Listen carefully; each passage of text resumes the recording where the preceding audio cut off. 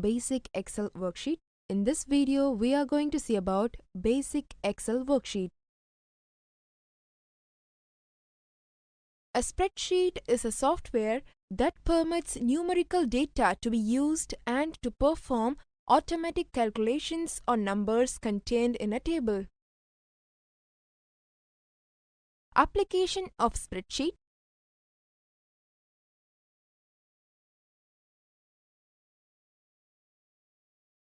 Formulas and cell references. User-defined formulas. Relative and absolute cell references. Charts and data plotting. Trend lines and modeling. Spreadsheet in mathematics. Spreadsheets in other software. Opening a spreadsheet.